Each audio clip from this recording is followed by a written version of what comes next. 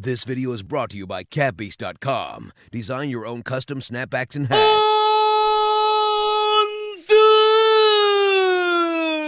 this episode of Off the Script, number 179, part number 1, for your Battleground Friday, July 21st, 2017!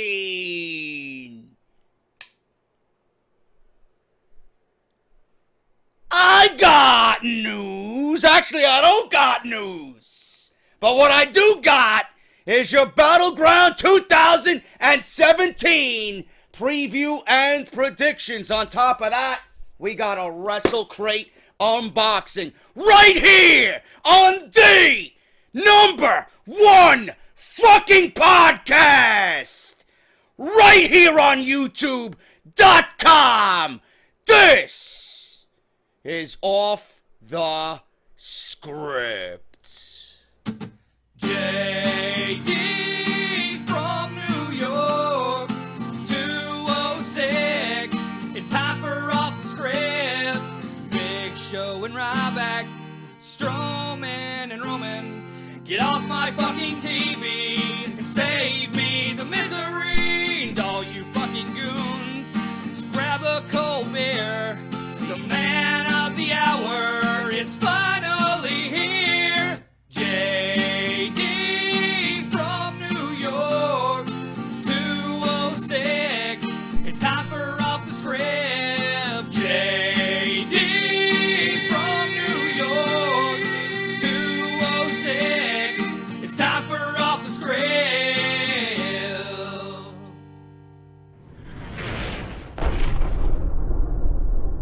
You know, the one thing that I always see people requesting is a new theme song for this podcast. Now, I would love a new theme song.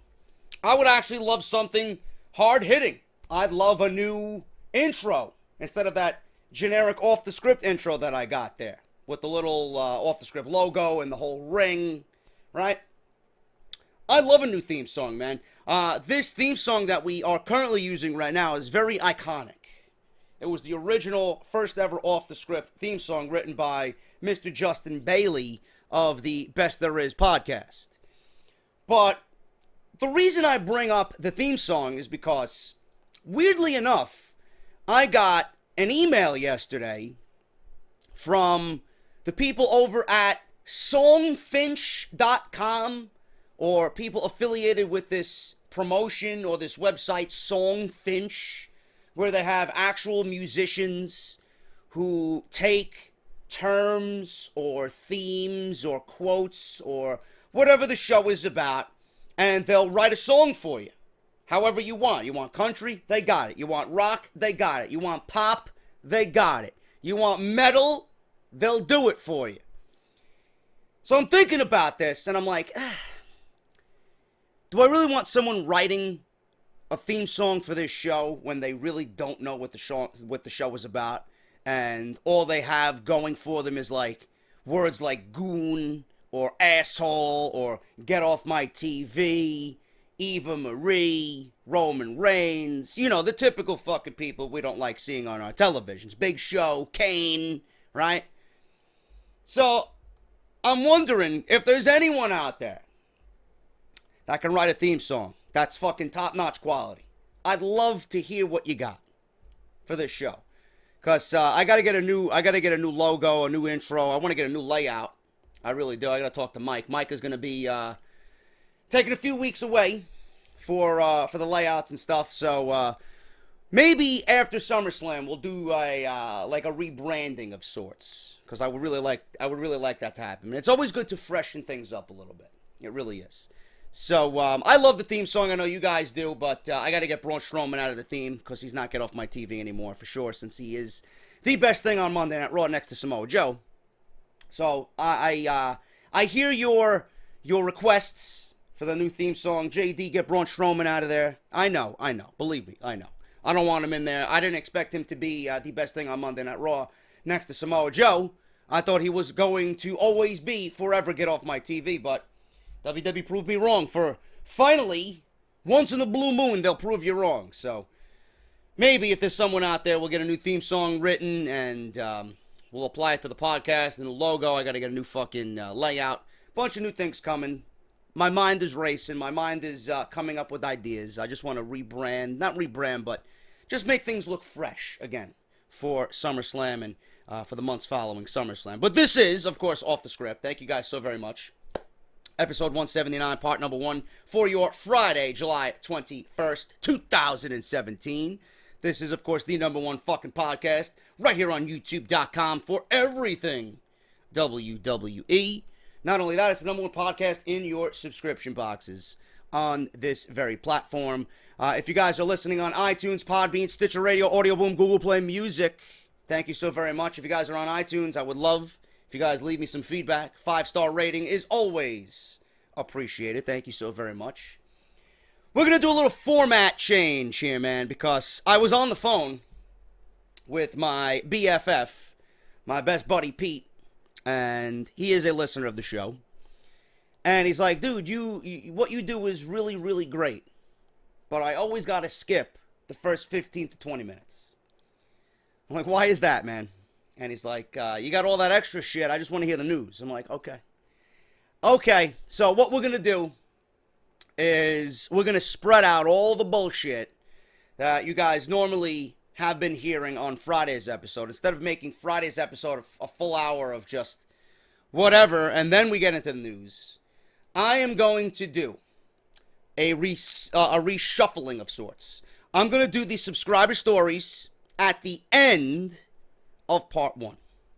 Subscriber stories is going to be at the end of part 1. If you guys have emailed me and you guys are curious to know if I will read your subscriber stories on Off the Script, you will have to wait till the end of the video. For those who don't give a shit about the subscriber stories, which I don't know why you wouldn't give a shit, because it's a very, very, I would guess, an integral part of the show. It's a great part of the show, so I don't know why you wouldn't want to listen to them. I mean, it's for everybody. It's not for just the people writing. It's for everybody because we're all a family here. But, you know, there are those bad seeds that don't want to listen to it, but it'll be at the end of the show. So I won't hamper down the show with that stuff until the end, so you guys can get quicker into the news.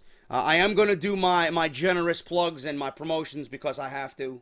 Because if I don't mention it, I have to, you know, if I don't mention it, it's not going to be heard. It's not going to be utilized, so I have to get that out there at least. I got Wrestle Crate unboxing to do, so then we'll get right into the news with that. But I want to thank everybody for your continued love and support for this very podcast, man. You guys are fucking beast. Monday Night Raw, SmackDown Live, NXT, Fire, Pro Wrestling, and I did an Off the Script yesterday, 47 minutes long. We talked about the Brock Lesnar situation, that he did not re-enter the USADA pool for testing. He will not be returning to the UFC this year. The earliest it would be, if he does re-enter, is 2018. So if you guys want my opinion on Brock Lesnar, that is live on the channel right now. Make sure you all go check that out. All those videos will be within the annotation that you see within this video in the top right corner. Just click that exclamation point. It'll bring you to a drop down, and all the videos that you might have missed are going to be there. I want to thank everybody for following me on Twitter. All the new followers this week on Twitter, at JDFROMNY206. Thank you guys so much for bringing me that much closer to 80,000 subscribers here on YouTube. Finally, I'll have a new number to look at. Holy shit. 80,000. So hopefully we can hit 80,000 this weekend. I would absolutely love it. Spread the word. Word of mouth is the best way to go about getting this podcast out there. So if you guys want to subscribe, hit that subscribe button down below and that bell. Hit that bell and turn on all notifications so you guys know when I upload daily, and it is daily. So make sure you guys turn that on so you guys are in the loop. And the best way to do that is, like I said, follow me on Twitter. Twitter is the number one best friend of any YouTube content creator because it automatically pushes to the feed so you guys know when I upload. At JD from NY206 on Twitter. I want to thank everybody for buying your t-shirts, man. Get your t-shirts for SummerSlam. I cannot stress this enough. I do not know when this coupon code is going to be expiring. But I do have 20% off all my t-shirts on barbershopwindow.com. Get your t-shirts ready for SummerSlam. Roman Reigns is going to be in the Universal Championship match. Get your Get Off My TV t-shirt with Roman Reigns. You got the Off the Script original gray logo, the first ever t-shirt that I ever put out. It's there. Goon City is there. You guys want Big Show? Big Show, get off my TV. He's there because he's going to be in a match with Big Cass at SummerSlam. Looks like that's where they're headed. So get your t-shirts, man. You got the JD is Negan. You got the Get Off My TV hit list. Eva Marie, Dana Brooke, Get Off My TV. It's all on there. If you guys want anything from the shop, 20% off. Use the coupon code JD17 at checkout. All you got to do is go to barbershopwindow.com/offthescript, and the link is down below if you guys don't know where to go. All the information you need is down below in the description. Great way to support this show is through patreon.com/JD from NY206. As little as $1 a month goes a long way. You guys get $3. The $3 tier, you guys are going to get Off the Script Retro, which I haven't done yet. I have to still finish it. I'm sorry. I've been very busy, and I apologize. So it's coming. Believe me, it's coming. It's already half done. I just got to finish the fucking second half. I got to talk about Bulldog versus Bret Hart, which should be easy, and then get that motherfucker up there for you guys. It's coming, though. Believe me. $3 or more will get you Off the Script Retro, early access to Off the Script, and you guys get exclusive rights to my Discord chat. $5 or more, you guys get all that. Plus, you're going to get the audio, video version of Beer Goons. So Joe Cronin and I are going to cohesively work on Beer Goons. It's going to be once on his Patreon, then it's going to be on mine. Once on his, once on mine. So you guys are going to get new beer. You guys are going to get new music. You guys are going to get random bullshit and banter from two of the best voices in the YWC. So that's Beer Goons for $5 or more a month on both of our Patreon page. Great way to support the show. Patreon.com/JD from NY206. And the $1 a month, if you guys just want to pledge $1, you do get early access to Off the Script each and every weekend, which to me is the best perk of all, because you guys get it 12 hours early before everybody else. So you can't beat that. And that goes a long way, because a lot of people appreciate that, man. A lot of people work late hours. A lot of people want something to do while they're working the late shift. Oh, shit, JD just uploaded new Off the Script. Look at that. I don't have to wait till 11 a.m. to fucking listen to it. I can listen to it at fucking 11 p.m. tonight. Look at that. Awesome. You know, so if you guys want to do that, patreon.com/JD from NY206. Make sure you guys support the fine people over at capbeast.com. Use the coupon code JD10 for 10% off at checkout. If you guys want custom-made logos on your hats, beanies, caps, whatever, man, Cap Beast has got you covered. They're covering the podcast and supporting the podcast all summer long. And Audible. Gotta mention Audible, man. This should be ingrained in your fucking skulls. All new signups for Audible are going to get 30 days free to try their service and one free audiobook of your choice. All you got to do is go through the sign-up process. Use our unique link, audibletrial.com/offthescript. Make sure you guys fill out all the appropriate information. If you got an iPhone or an Android, you're good to go. And you guys get to choose whatever you want, man. A lot of wrestling content on there. If not, over 180,000 books to choose from. And a lot of people are cashing in on the Justin Roberts book because the fine people over at WWE, Vince McMahon, and my name is Kevin Dunn, and Justin Roberts. Why did we terminate Justin Roberts? Oh, he didn't like Wood, and I think he was a fan of what? He was a fan of Nakamura. No, was he? Oh, he's terminated. Don't worry about him. Kevin Dunn featured in Justin Roberts' autobiography. Make sure you guys go and check that out. If you guys want to hear how much of an asshole Kevin Dunn is, it's in there. So use our unique link, man. audibletrial.com/offthescript. And it's a great way to support the show. Thank you guys so very much with all of that. Patreon shoutouts will be on Sunday, spreading everything out, like I said, in this new reshuffling, so you guys don't have to bear with me for an hour before I get into the news. So remember, at the end of this podcast, subscriber stories and the unveiling of my brother's new song, The Powers That Should Not Be, Legionary new music. So we're going to do this unboxing, and then we're going to get right into the preview and predictions for Battleground 2017, because I have a lot to say about SmackDown Live lately and Battleground 2017 taking place on Sunday. But before we do that, man, let's do this unboxing. The fine people over at Wrestle Crate, as always, hooking your boy up. WrestleCrate.com. Make sure you guys go to WrestleCrate.com if you enjoy anything you see. If you are interested in anything you see in this box, WrestleCrate.com, and you're going to use the coupon code JDSENTME for 10% off your initial first subscription. You guys want to go follow them on Twitter? You can do so as well, at WrestleCrate USA. Thank you to the fine people over at WrestleCrate that support this show. Thank you for the hookup with the box. And let's see what is in here, man. Let's see what is in this month's July WrestleCrate. I think there is an exclusive Elite t-shirt in here, if I'm not mistaken, man. So let's see what is in this month's July WrestleCrate.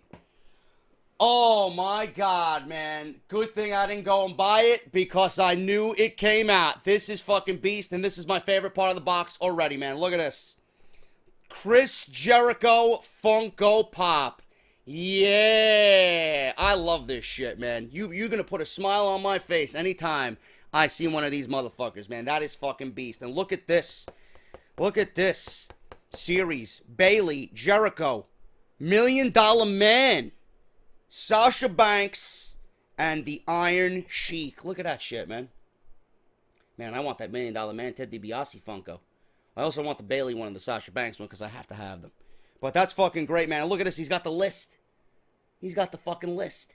Yeah, that's fucking beast ready, man. That already makes it a great damn box, in my opinion. Love that, love that, love that. What do we got here? We got a cheat sheet. I don't want to look at that yet. Let's see. Is this the Elite t-shirt? Yeah. Look at that.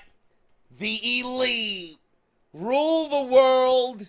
You got Matt and Nick Jackson, and then you got the man, Kenny Omega. Elite. Rule the world. That is fucking beast. They got my size? Yes, they do. It's a large.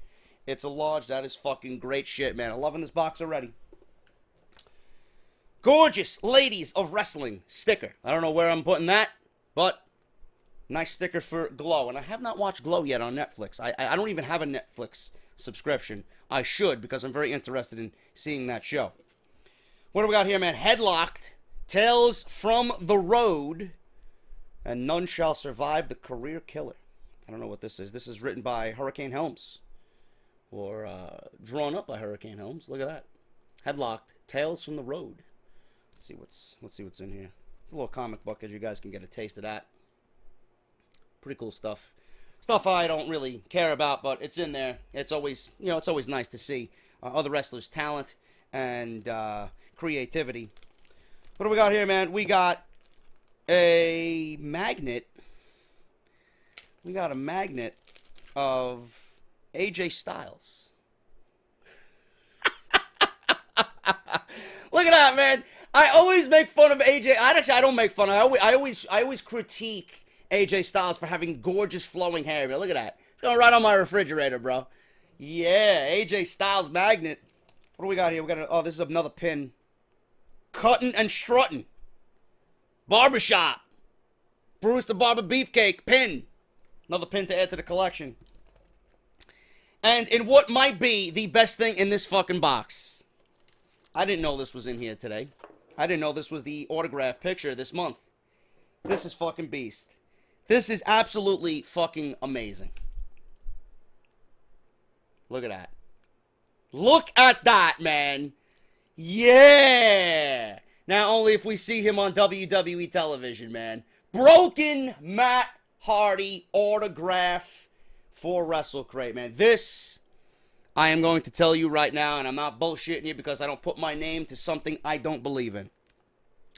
This was one of the best WrestleCrates I think they've ever put together, man. That's fucking awesome. It's going to be very difficult for the other competing boxes to live up to that this month, man. That's fucking great. With the Elite t-shirt, the Jericho Funko Pop, and this picture of Matt Hardy autographed, that's fucking amazing, man. And I hope each and every one of you go and support WrestleCrate. They are under new management, so you know that they are getting a lot better with their customer service, which is fantastic. Their crates are getting much better. And it's just a great fucking product, man, since the new relaunch and the new rebranding. If you guys loved anything in that box, if you guys want to subscribe on your own, please do so, man. WrestleCrate.com. Go follow them on Twitter, at WrestleCrateUSA, and use my coupon code at checkout. JD sent me for an instant 10% off, man. This is fucking great. I love this. I fucking love this, man. I'm a sucker for these fucking things, you know? So thank you guys so very much, man. Thank you for supporting WrestleCrate and all the other fine sponsors of this podcast. But now, as always, being that we got his autograph and that beautiful picture in this month's WrestleCrate, a word from the Broken One before we get into our WWE Battleground 2017 preview and predictions. A word from the General himself, Matt Hardy, on this weekend's Off the Script. Ladies and gentlemen, I am Broken Matt Hardy. This is JD from New York. Actually, delete to JD from New York. I am Cletus Vessel. Make sure to check out his wondrous show, Off the Script. It's absolutely delightful. So this Sunday, WWE has their Battleground 2017 pay-per-view, which this year it is exclusively a SmackDown branded pay-per-view.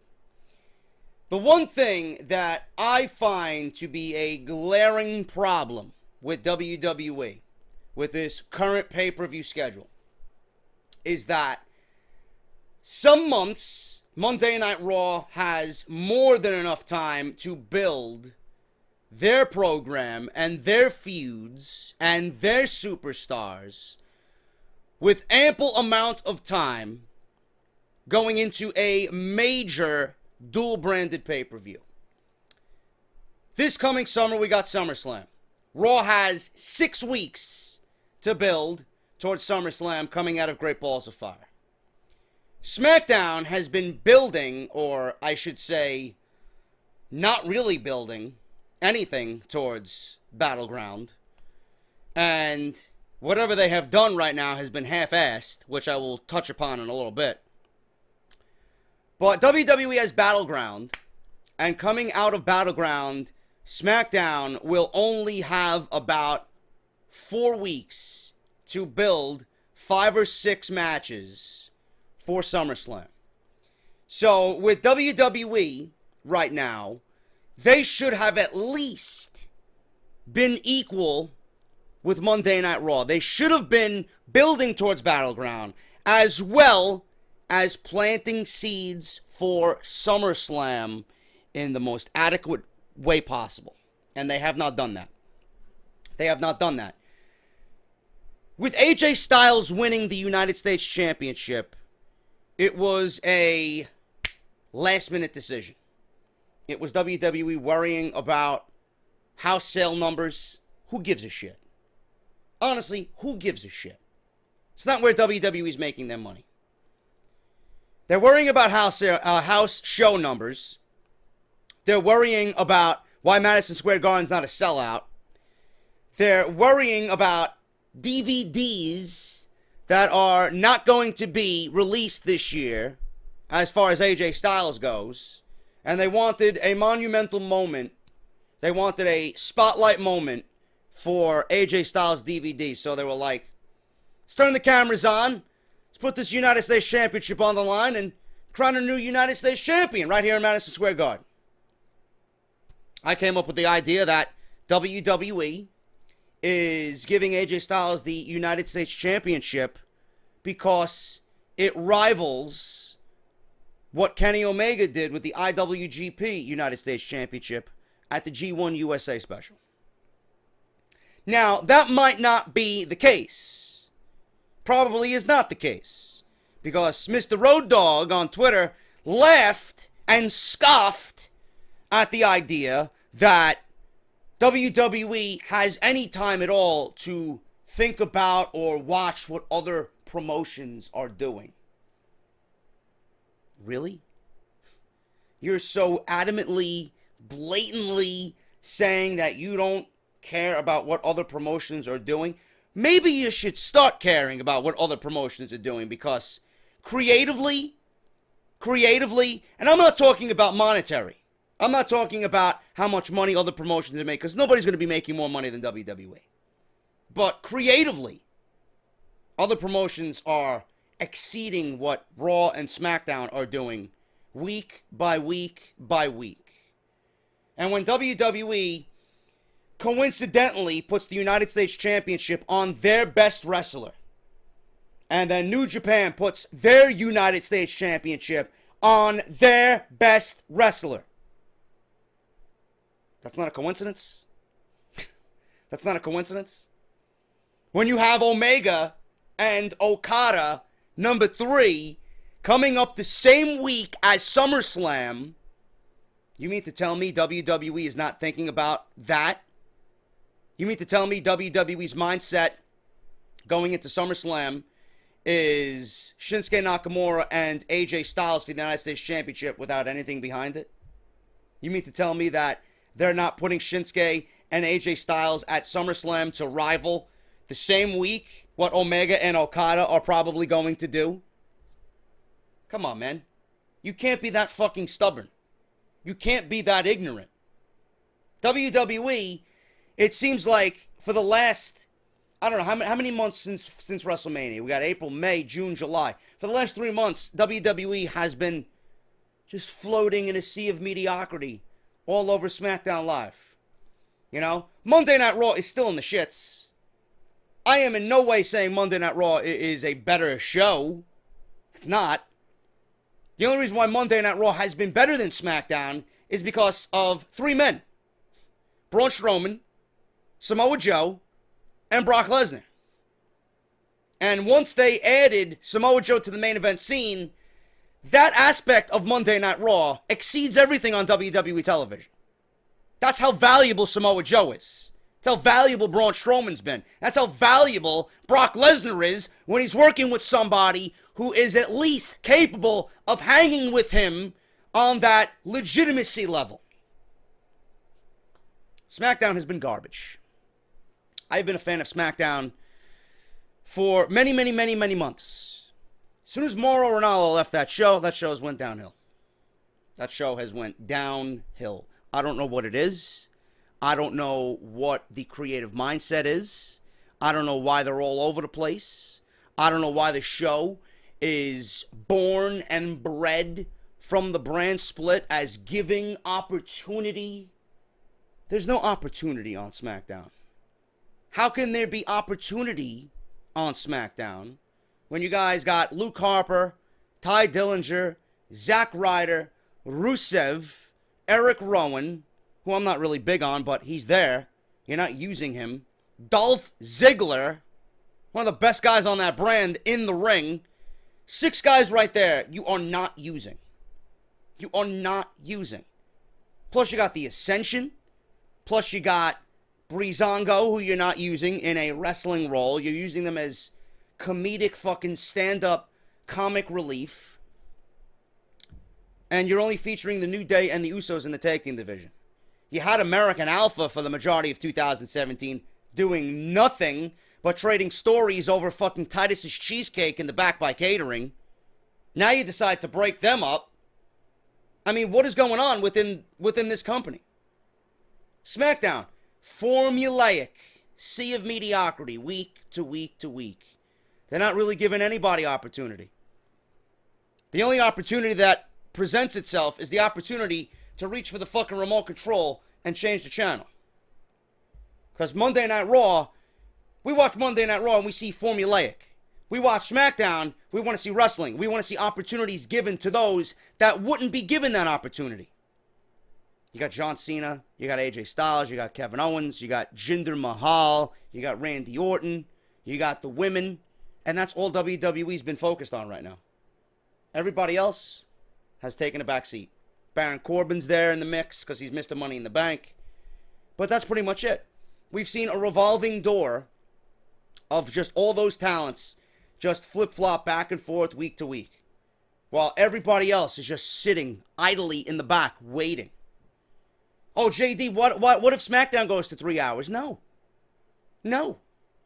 SmackDown is being hampered down to be a Monday Night Raw light on Tuesday nights. This is not the same SmackDown that we were seeing when Ryan Ward was creatively writing and his ideas that were so prevalent in NXT got brought to the main roster when he was, writing for SmackDown and Triple H was pretty much overseeing most of what was happening on SmackDown without Vince McMahon being there. Then all of a sudden, Mr. Brian James, Road Dogg, comes into the picture, and now he's creative writer. Ryan Ward apparently is on Monday Night Raw. We haven't seen any of Ryan Ward's creative come through on Monday Night Raw because it's still the same fucking garbage. I doubt any of his creative ideas are coming through. And if there is a creative idea, it's shot down because it's Monday Night Raw. If it doesn't whiten your teeth, or if it doesn't make the old man's cock hard, it's not going to work on Monday Night Raw. Meanwhile, on SmackDown, it worked because she didn't have that stressful environment. It was a little bit more laid back, and that's been prevalent in the reports. SmackDown's a little bit more easygoing. Vince McMahon doesn't present himself every SmackDown, if that at all. Vince McMahon has taken a back seat to SmackDown. Monday Night Raw is the A show. That's where his focus is going to be on. His focus is on the bigger events, WrestleMania, SummerSlam, the pay-per-views, right? He's taken a back seat to everything. But SmackDown, since WrestleMania, has suffered. It has suffered. And it's made all these pay-per-views leading up to this point generic, stale, boring, formulaic. I am not excited about SmackDown anymore. There's no reason to be excited about SmackDown anymore. Shinsuke Nakamura presented himself to SmackDown Live, and I'm like, wow, finally, we're going to have true fucking opportunity. We're going to have something that resembles what NXT is doing. Because all these guys are coming up. We got Styles, we got Nakamura, we got Corbin, we got Ziggler, we got Cena, we got Owens, we got Zayn, we got Dillinger all on the same show. There's no way WWE can fuck that up. It's very simple. It's very simple with SmackDown. And WWE fucked it up. They gave Jinder Mahal the WWE Championship. The guy's a goddamn fucking failure. The guy is a fucking failure. I don't want anybody to sit here and tell me Jinder's a great champion. You are a delusional fuck. Jinder's a great champion. What the fuck has he done with the championship? Oh, but JD, all he has is Randy Orton, man. Randy Orton? Randy Orton's no better. Especially as a babyface. You expect me to believe in Jinder Mahal? You give the WWE Championship to Jinder Mahal. The championship by default. The prestige of the championship should have made Jinder the next level. Should have taken him to the next level. It has not. It has not. Or if Jinder was so great, he would have made the WWE Championship feel important. He doesn't. It's because he's a failure. He's a jobber. He's a bum. For the last 7 years, the guy's been shown off and showcased as a fucking pushover, as a scrub. This guy played air guitar alongside Drew McIntyre, Heath Slater, and 3MB. I'm supposed to take this guy seriously as a WWE champion? You expect me to erase that memory from my mind? No! Giving him the WWE Championship was a joke. And it's clear as day why they gave him the WWE Championship. Because he's got veins popping out of veins popping out of veins. You can't give the WWE Championship to somebody based on his look. You know? They put him in the lab, they cooked him for 2 weeks, and he came out looking like a fucking chiseled Greek statue. That doesn't make a WWE champion. He sucks in the ring. He sucks on the microphone. I don't know whether he's whispering or if he's got fucking laryngitis. I don't know what the fuck's going on with him. That's not the way a WWE champion is supposed to sound. He may look the part, but he doesn't act and wrestle the part. Jinder Mahal is such a great champion.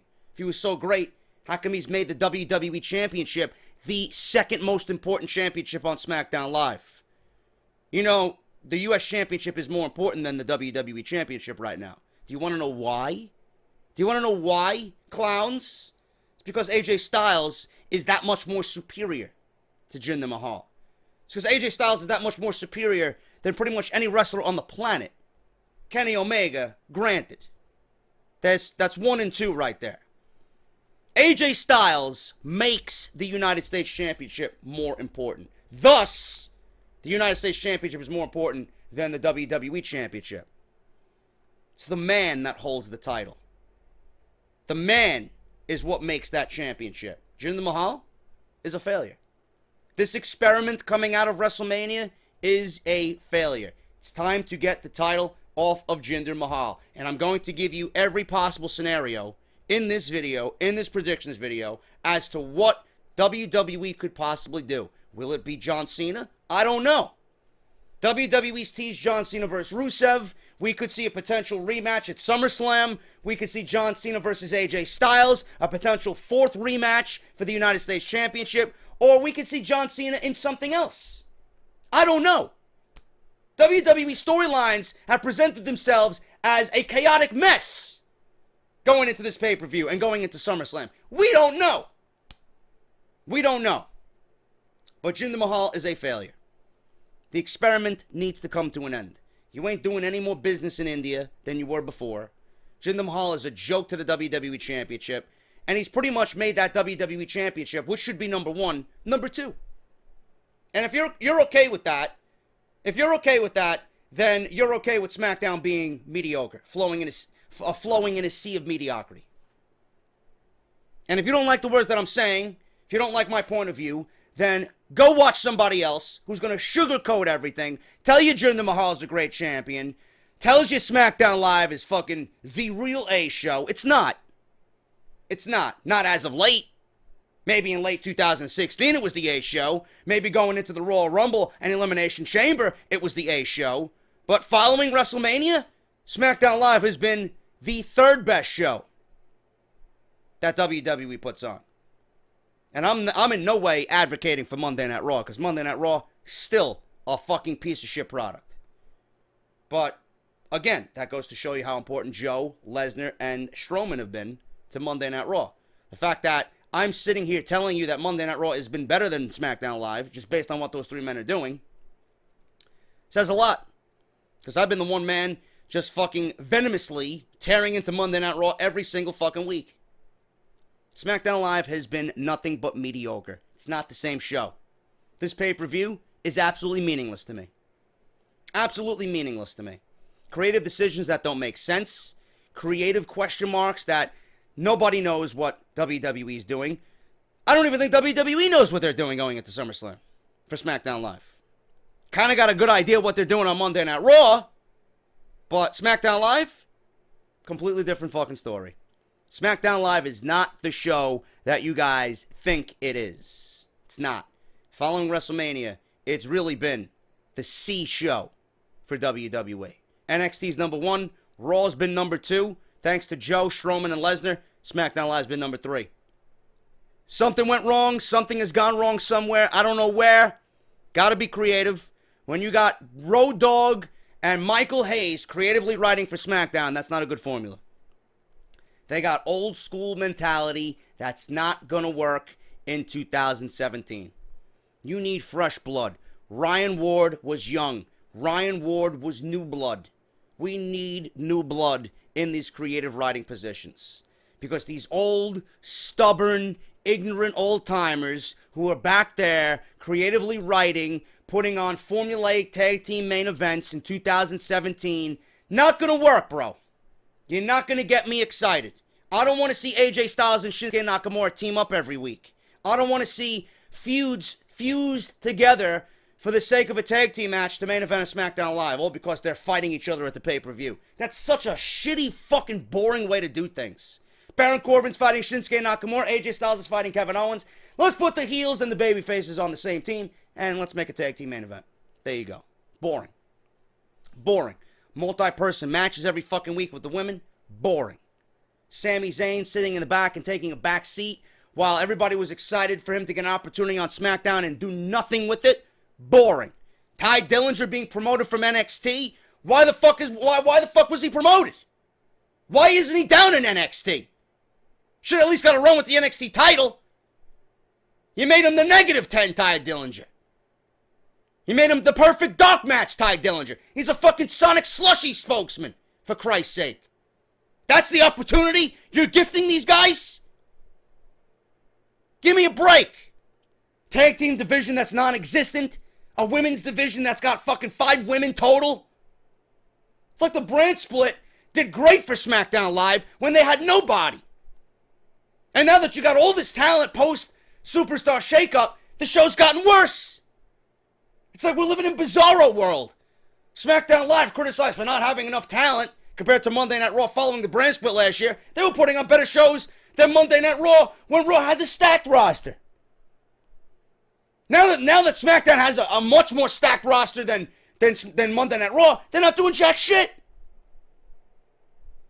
They have an equal or greater roster than Monday Night Raw.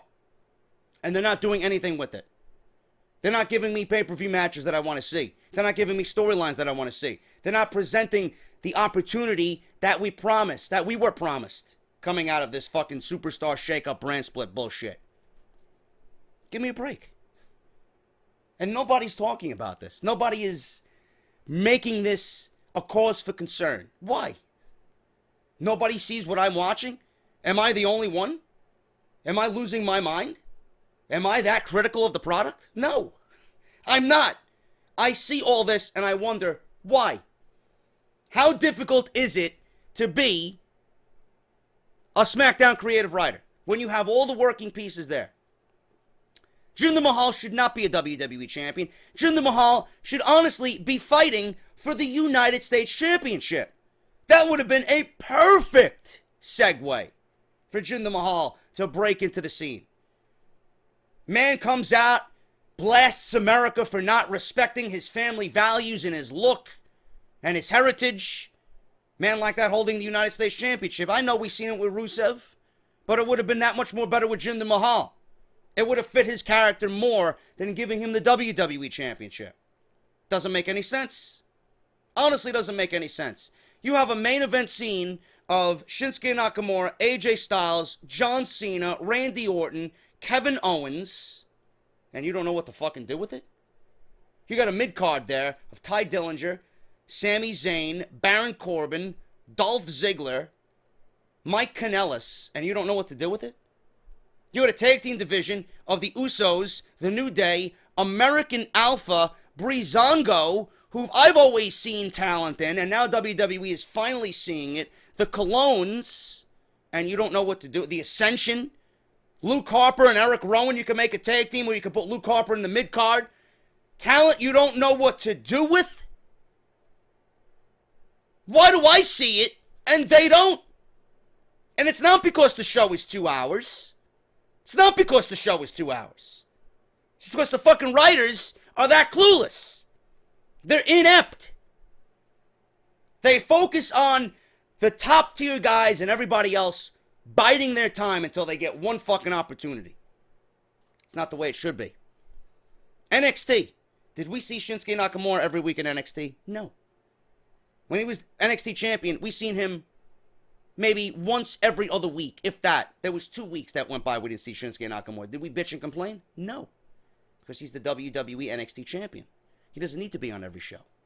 He's only there when it's important. And then when he shows up, you know it's an important deal. You know it's a big-time situation. You know he's building towards a match. NXT has a nice revolving door of talent. Some weeks we see Heavy Machinery. Some weeks we don't.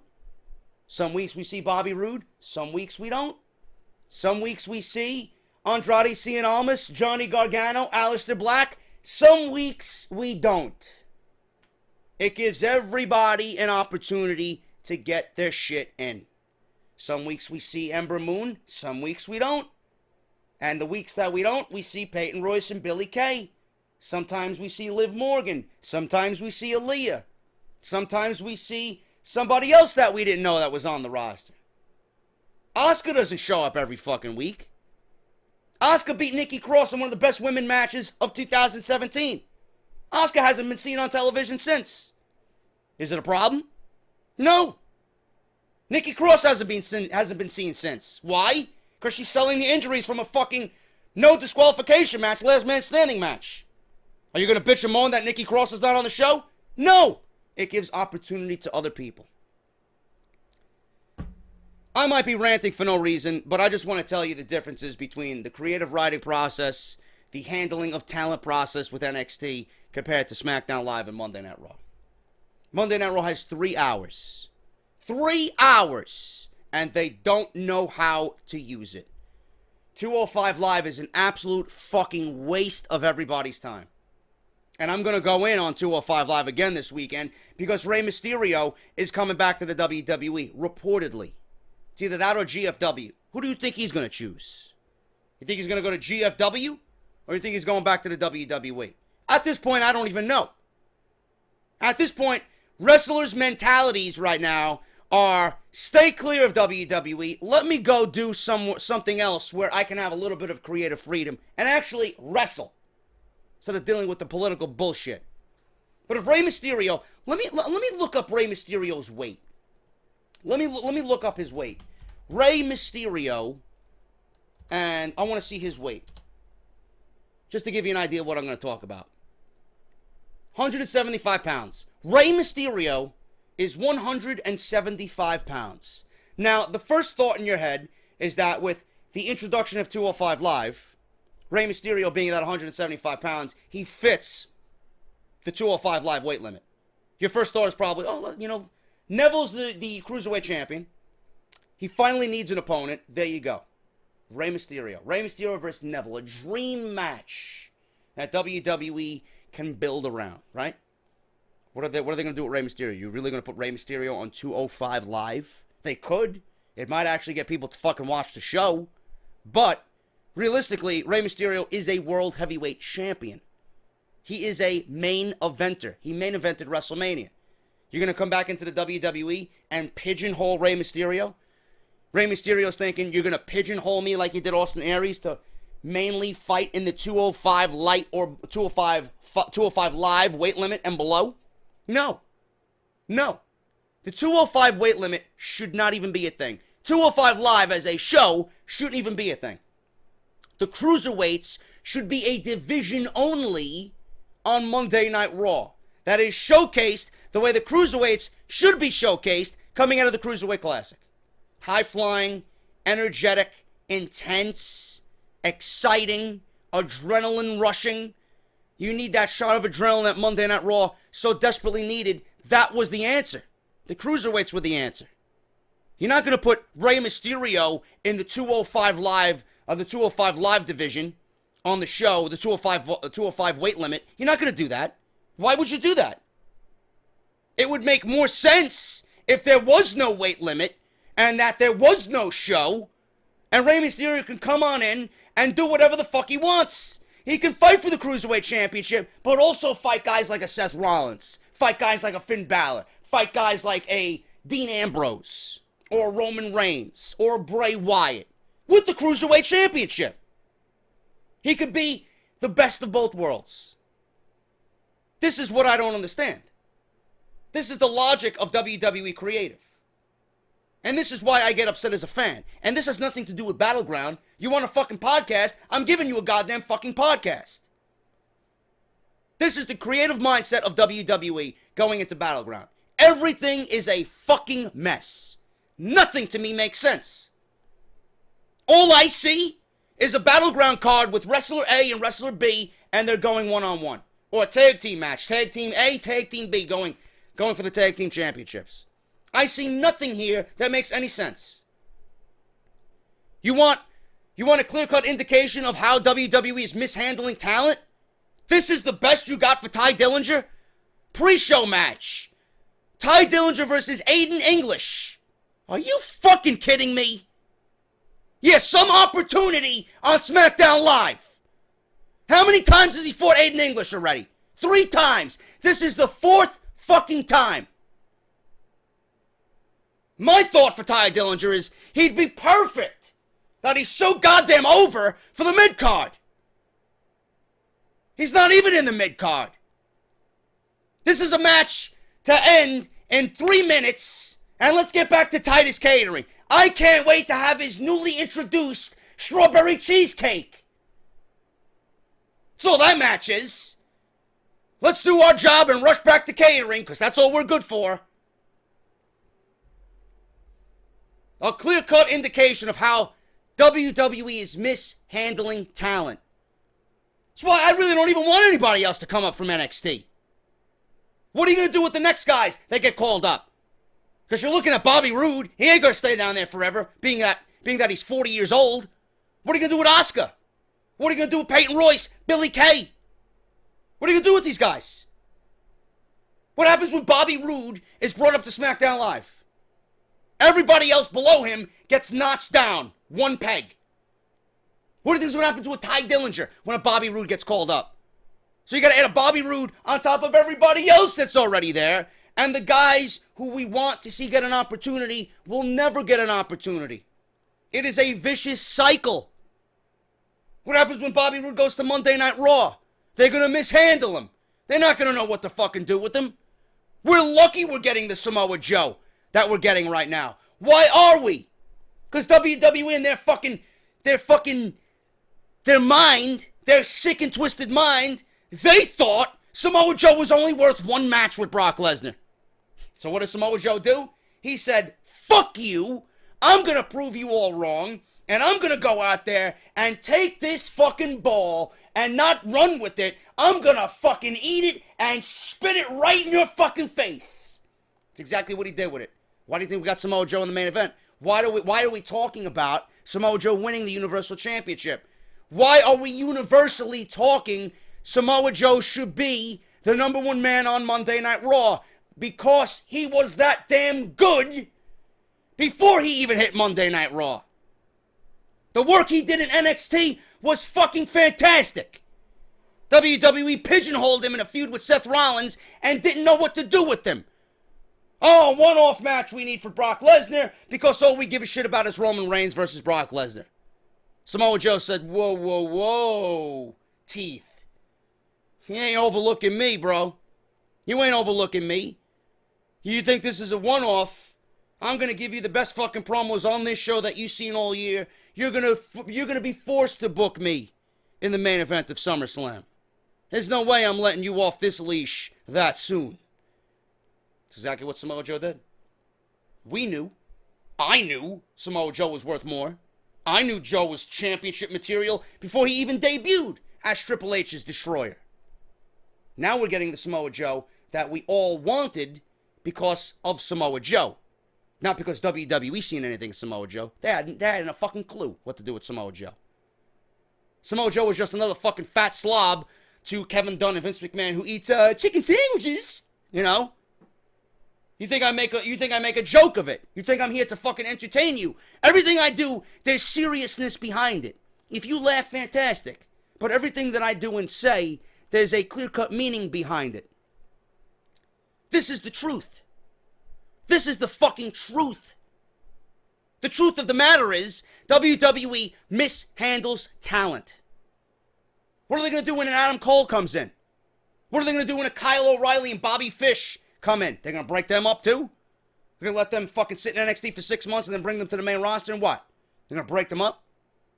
Because that's what WWE does. What are they going to do? They're going to bring in Leo Rush, right? I called Leo Rush against Ken Broadway. Some of the best independent matches you'll see this year.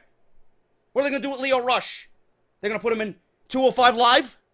So that he wastes away and regrets his decision with even signing with WWE? Or they're going to put him in NXT and showcase this guy as world championship material. Because he wrestles like one. I know for a fact. What are they going to do? Bring in Kenny Omega? What are they going to do? They're going to put him in storylines? They're going to have him dancing with the New Day? They're going to take a backseat to Roman Reigns? Fuck out of here, man. They want all this talent, and they don't know a fucking lick of what they got in front of them. They don't got a goddamn fucking clue. WWE wants talent, they want to sign talent, and they want to keep them handcuffed just for the sake of like, yeah, we got this guy on the roster. Handcuff them and not let these guys shine. You are a wrestling promotion. We want to see wrestling. We don't want to see a Ty Dillinger and a Sami Zayn and these other guys. Too many to fucking name. Sitting in catering. Sami Zayn should already be a world champion on either brand. You don't know what you got in Sami Zayn. You might not like him. He's not everybody's cup of coffee. But Sami Zayn is world championship material. The match that he gave you with Nakamura last year should have proved that over and over and over and over again every time you watch that match. The opportunity that WWE has presented in front of them, they don't even care. And then they want to make snide remarks. I don't give a shit what other rival promotions are doing. I don't give a shit what New Japan is doing. You better. You better. Because when I see AJ Styles versus Shinsuke Nakamura at SummerSlam, you ain't going to tell me they ain't booking that because of Omega and Okada. There's no way you're going to tell me there's absolutely no influence behind that decision. They don't know what to do with the talent, and it's sickening. SmackDown Live is fucking garbage. I wouldn't say it's garbage. It's just fucking formulaic mediocrity. I am tired of it. Absolutely tired of the fucking mediocrity. Because I know the talent that this company has, and they're not using it. The creative minds that are there right now are anything but creative. They're following rules from a man who is completely out of touch and doesn't give a shit about anything anybody says but the voices in his own head. And the voices in his head, all they speak is Roman Reigns. Roman Reigns. How can I make more money? Roman Reigns. Roman Reigns. That's all. How can I make more money? Roman Reigns. So it's okay to make money, but along the way, I'd like for you to make some fucking sense out of everything. You're gonna make your money regardless. Make sense of what I am watching, and don't treat me like a fucking fool. Don't tell me that there's opportunity on SmackDown Live, and I see nobody getting opportunity. And Jinder Mahal is not an opportunity. He's a failure. Battleground. Where am I on this fucking show? 35 minutes in, complaining about nothing. Battleground. Ty Dillinger versus Aiden English. I would not be surprised if Aiden English gets a win. I mean, 4 fucking times. 4 times. Ty Dillinger. Gotta win, you think, right? But he's got 3 wins over Aiden English already. Do we see a 4th? I don't even know anymore. Nor do I care. Ty Dillinger's probably thinking, I want to be back at Sonic. I want to get that peanut butter fucking swirl with the extra chocolate chips in it. Let's go, Sami. Going with Ty Dillinger. Why? I don't know why. Ty Dillinger most likely will get the win over Aiden English, but I would not be surprised if Aiden English gets a win over Ty Dillinger. Sami Zayn versus Mike Kanellis with Maria Kanellis. We've seen this match on SmackDown Live. I wondered why. Here's another one of these half-assed, I don't know what the fuck they're doing, booking decisions.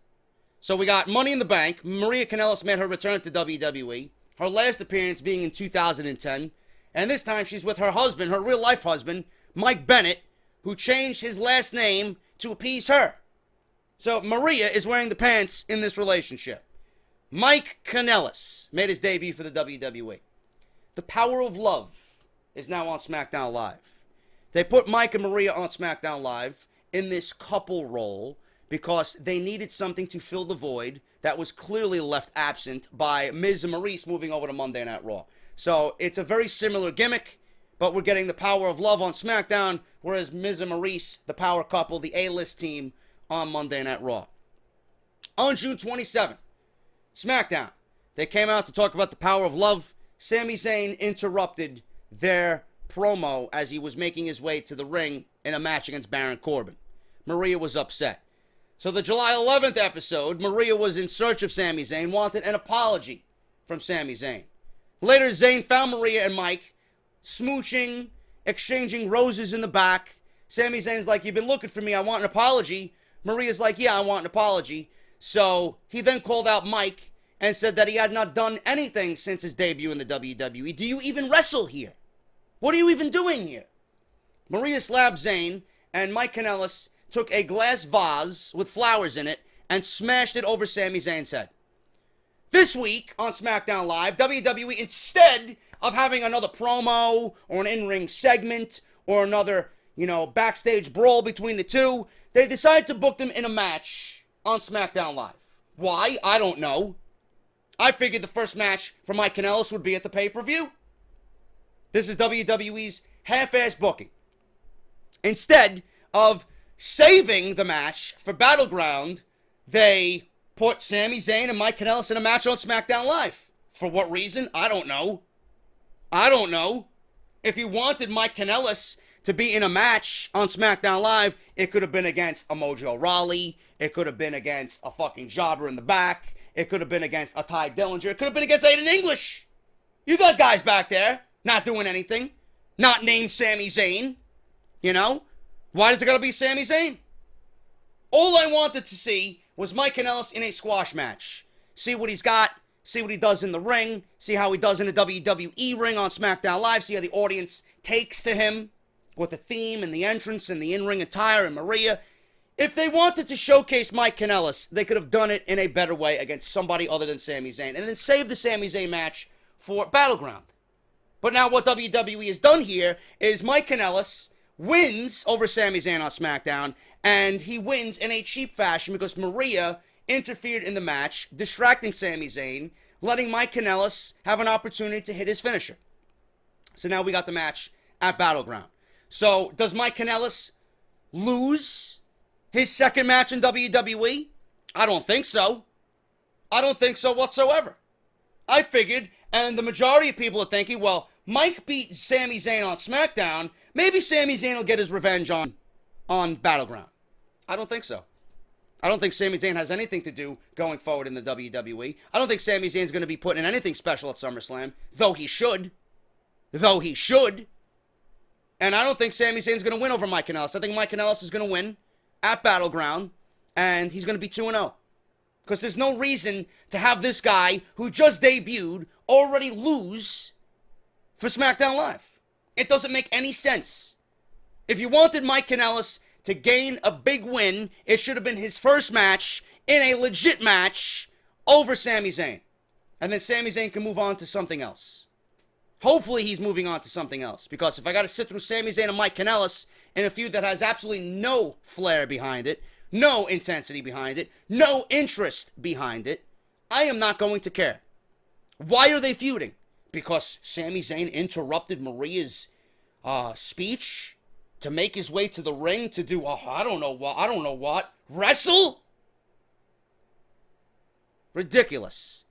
Such cheap, cheesy, formulaic storylines. Something a fucking third grader could write.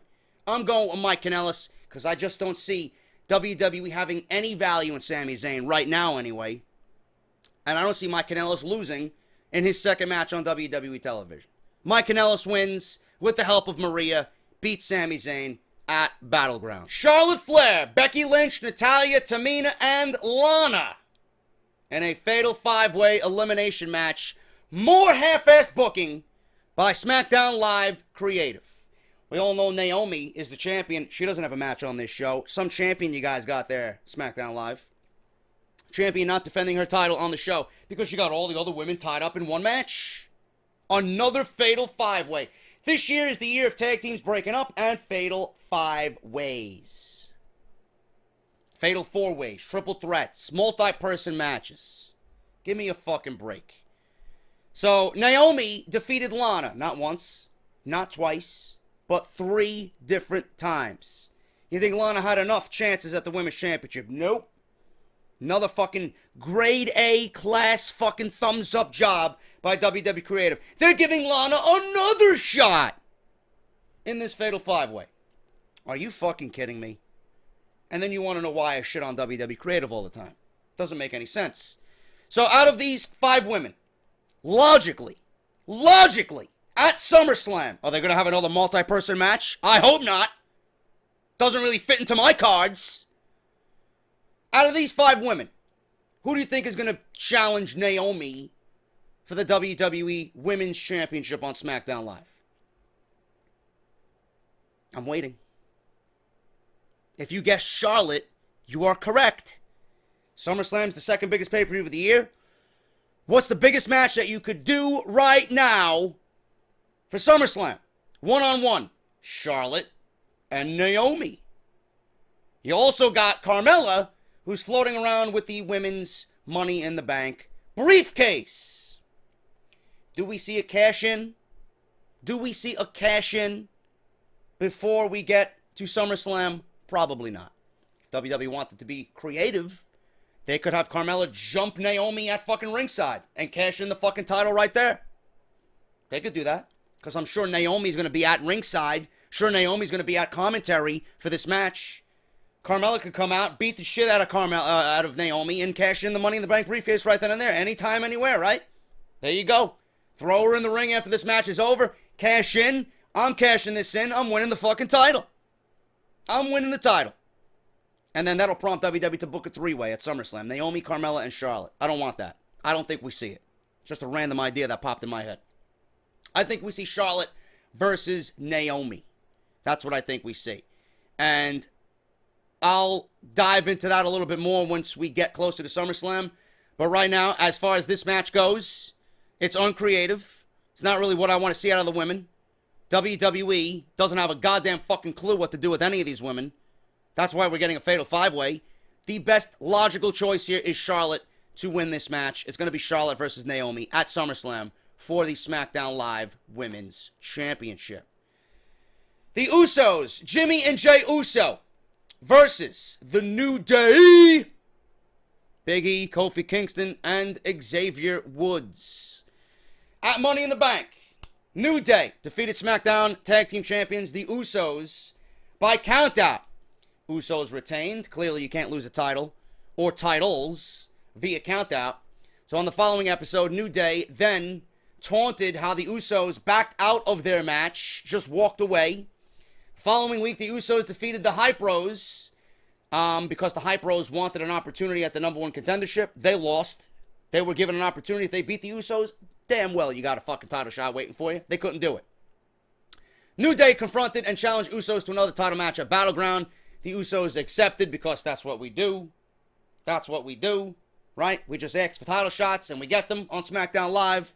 Another grade A thumbs up there by WWE Creative. On the July 4th episode, we had a rap battle hosted by Wale that the Usos clearly won, but a brawl ensued, and Wale declared the New Day the winners of this fucking rap battle, which was actually very entertaining. So over the next 2 weeks, following July 4th, the teams traded wins in singles matches on SmackDown Live. Great way to build up intensity in a tag team title feud. Again, formulaic booking. What do I see happening here? I think the Usos are going to win again by cheating the system. I don't see the New Day taking the titles from the Usos on a B-level pay-per-view. I don't see the New Day being champions going into a new feud going into SummerSlam. If anything, the New Day will beat the Usos at SummerSlam and then go on to a new fresh feud after SummerSlam. That's what I think is going to happen. Usos are going to be hanging around because they're due a tag team championship match, because they got these fucking rematch clauses, right? But I think the New Day will be the tag team champions of SmackDown Live at SummerSlam.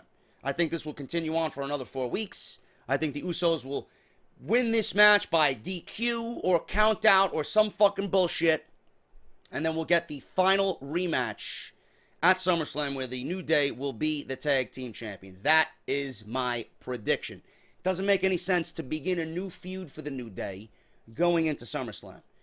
I say, have them win the titles at the bigger event, which is SummerSlam. Don't do it on a Battleground, which nobody gives a shit about. Have it be a big moment if that's what you want. New Day wins by countout or DQ, and we get the rematch. Again, the final match in this feud at SummerSlam. John Cena versus Rusev in a flag match.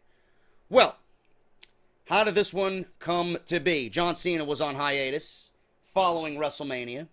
He was filming his television series, American Grit. On the June 6th episode of SmackDown Live, it was announced that Cena would make his return to SmackDown on July 4th as free agent John Cena. However, on Raw the following week, it was announced that John Cena was indeed a free agent. We were all seeing things. We all wondered why. They reiterated it. He never said really why. He never said really why he was a free agent. It's just that he's John Cena. And they granted him that request. You know, there's things that he needs to prove. He's tired of people saying that he's part-timer John Cena. If Roman Reigns, if Brock Lesnar, if Bray Wyatt, if Finn Balor, if AJ Styles, Shinsuke Nakamura, Baron Corbin, all these guys want a piece of John Cena. Doesn't matter if they're on Raw or SmackDown, they can have him because he is John Cena and he wants to prove to everybody that he's not part-timer John Cena, that he's old-timer John Cena. So on the July 4th episode, Cena made his return.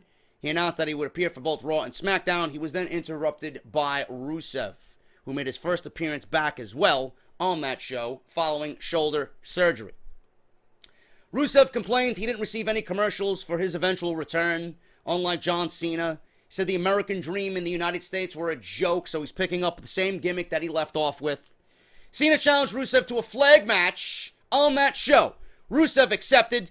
Daniel Bryan scheduled the match, not for July 4th, but for Battleground instead. Obviously, that made no sense whatsoever. Again, great job, WWE. So we're now getting a flag match for the rights to Bulgaria or the United States at Battleground. The two traded attacks. Tag team matches ensued over the next couple of weeks, but Rusev was seen in the final moments of the go-home show putting the accolade on John Cena. What does this mean? What does this mean?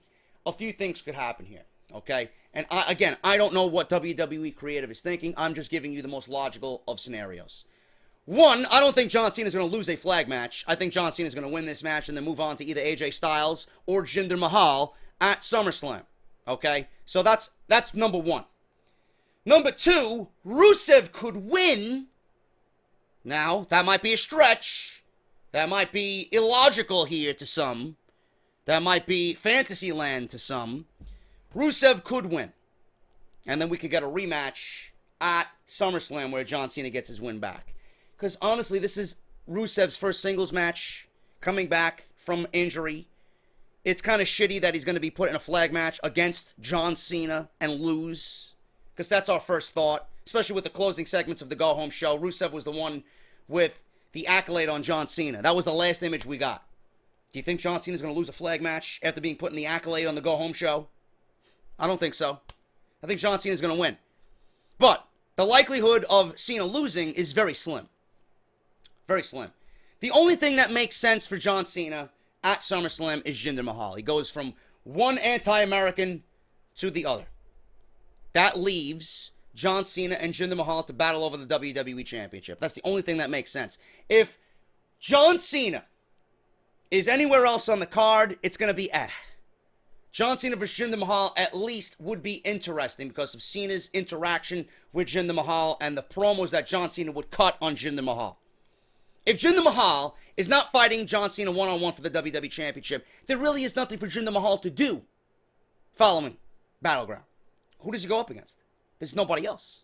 There's nobody else. The only other people that I can think of to go up against Jinder Mahal is Randy Orton, and we don't want to see that for a fourth fucking pay-per-view. God forbid we don't want to see that.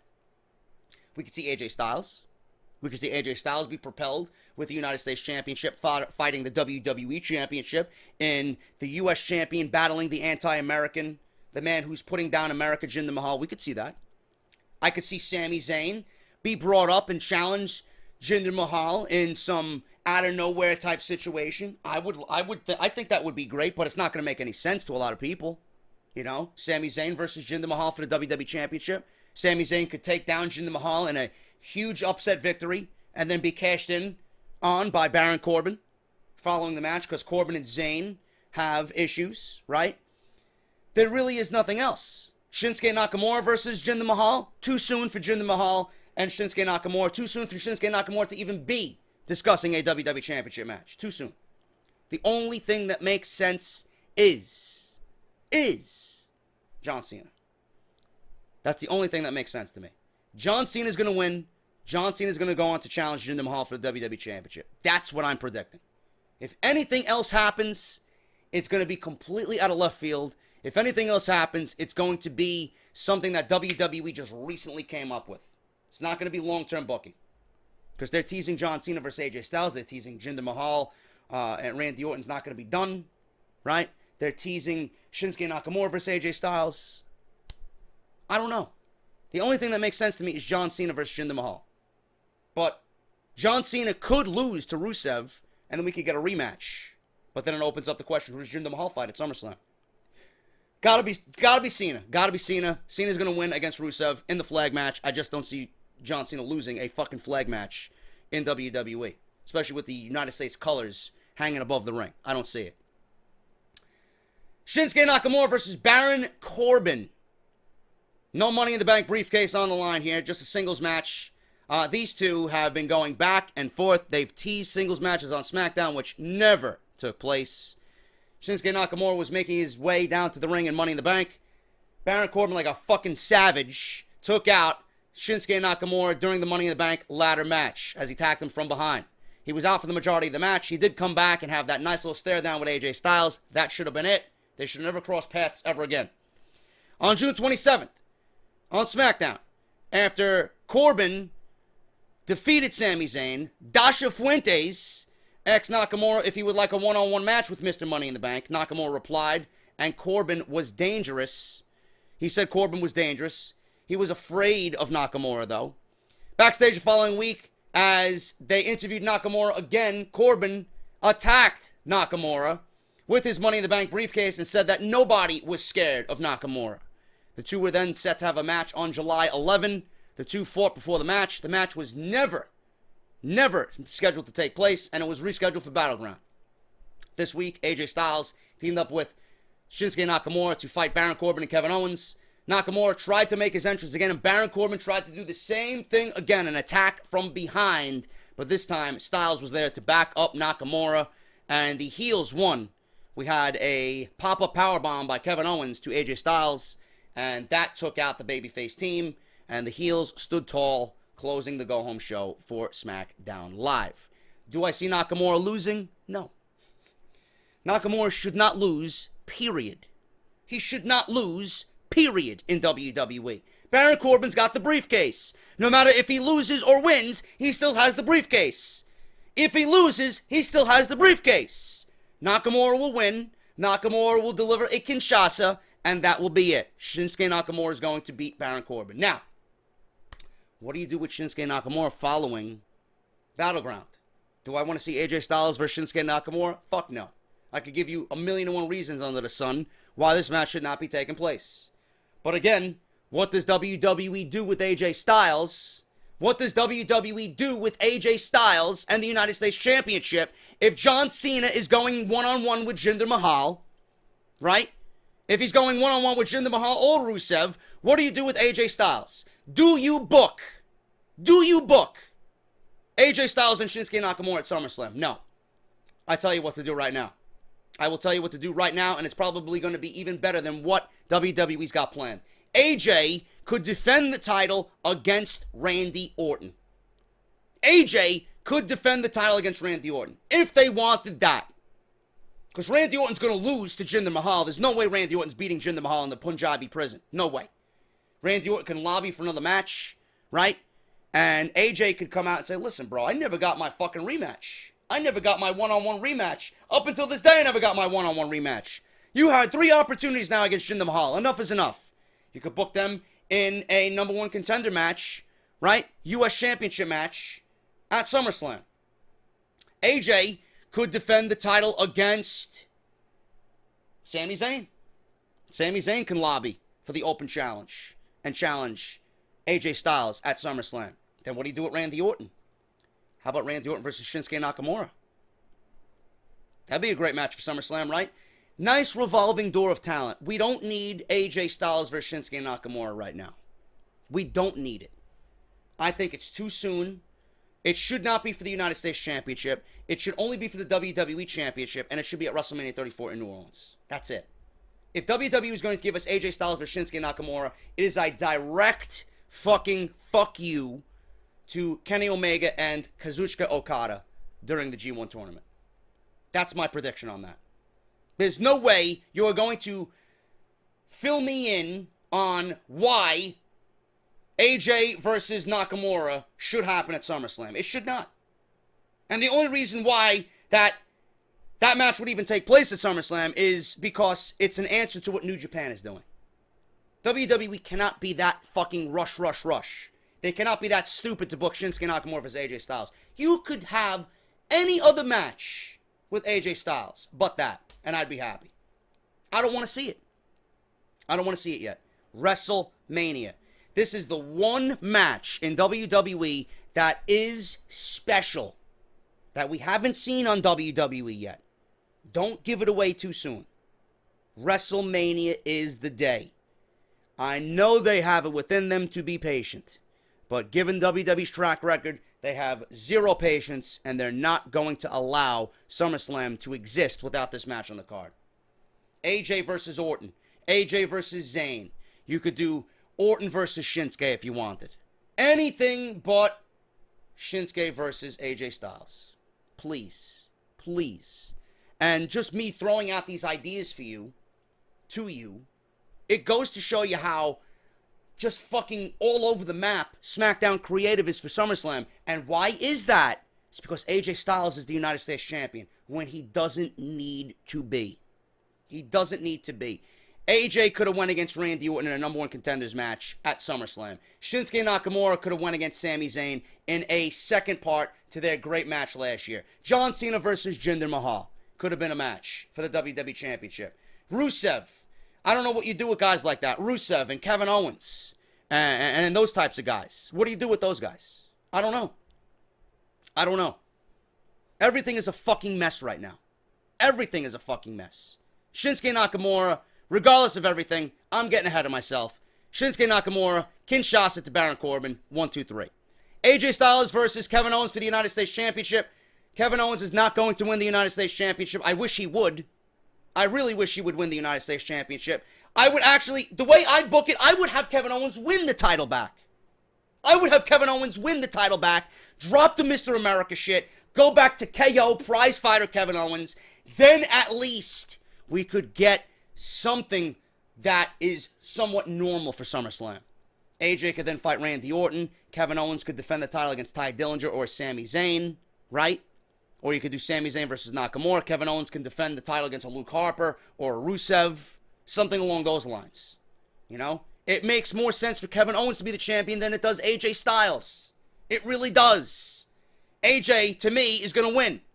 AJ is going to win this match, retain the title, and take the title into SummerSlam. And I hope, again, WWE doesn't book AJ versus Shinsuke Nakamura at SummerSlam. AJ is going to win, but if I was booking, I would have Kevin Owens win the title back from AJ Styles. And in the main event, Jinder Mahal versus Randy Orton in a Punjabi prison match. Now, I do have some news on this match, and I do have news on Jinder Mahal. Before we even get into the match, Jinder Mahal was on record saying that he has creative control, but Vince McMahon gives him advice. So Jinder Mahal has creative control over his character. Jinder is the modern-day Maharaja and is set to defend the WWE Championship against Randy Orton in a Punjabi prison match at Battleground. Now, Mahal says he is a hero to the Indian people because it's true. He might not have all 1.3 billion of them on his side because they don't all have access to the WWE Network, but Mahal is becoming a pretty big deal nonetheless. Jinder recently spoke to the India Times and discussed his own influence on his character.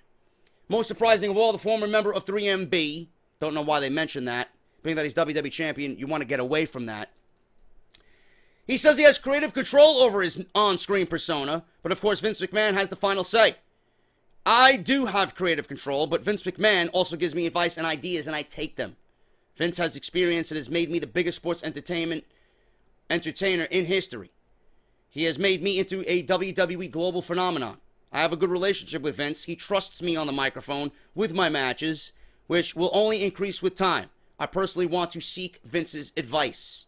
Jinder has also discussed one of the primary things he does to keep himself motivated, and that is to maintain a list of goals.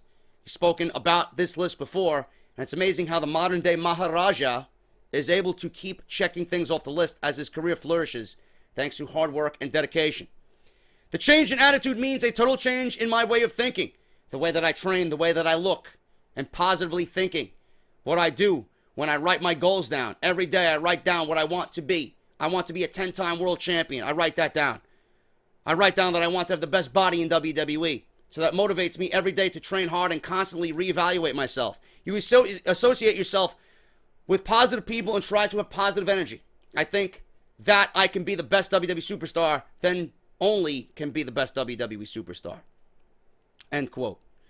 So Jinder Mahal saying that he has creative control, But Vince McMahon does ultimately give him advice on what to do and what not to do. Now, Jinder Mahal and Randy Orton going into the Punjabi prison at Battleground, they might have a major problem, according to reports. It's being reported that WWE fans in attendance at this week's SmackDown Live were unhappy about the Punjabi prison, blocking Jinder Mahal and the Singh brothers inside the cage, inside the ring. Apparently, it was challenging for some fans in the arena to see the action inside the ring because the structure is made of solid bamboo. Wood? Sure, Kevin Dunn loved it. As a result, many fans in attendance at WWE Battleground will have trouble watching the match.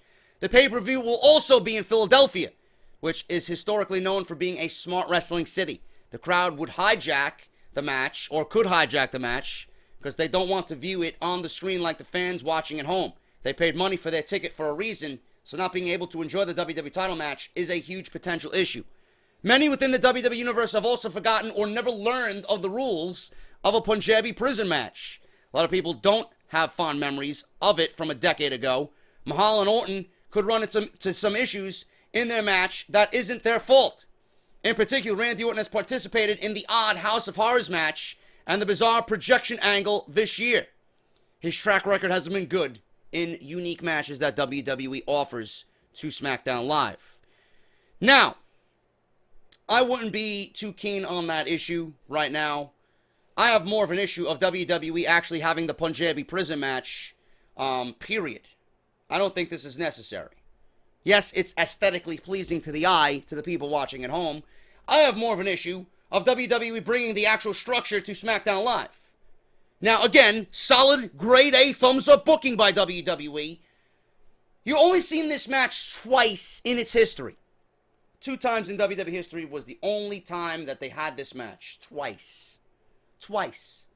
So now we've seen the structure for a 3rd time on SmackDown Live. A random episode of SmackDown Live.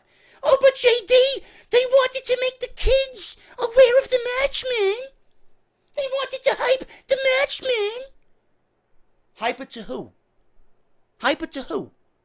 6-year-old fucking goon in the crowd? Who gives a shit? Are you fucking kidding me with that excuse? You hyped the match as being the only match that we've seen 2 times ever in WWE history. Such a rarity in WWE. So you bring it to a random episode of SmackDown Live? Doesn't that remove the mystique and the mystery of the match? I want to see it for a 3rd time, and a 3rd time only, at the pay-per-view.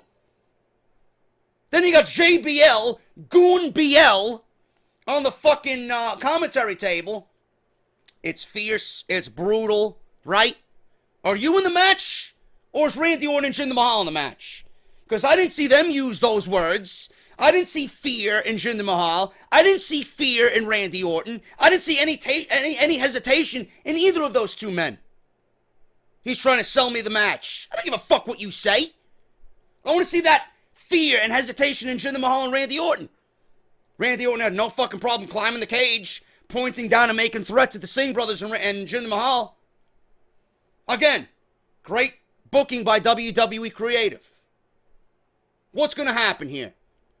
The match is going to go on. Randy Orton ain't going to be the one to beat Jinder Mahal in a match that he presented to the WWE Universe.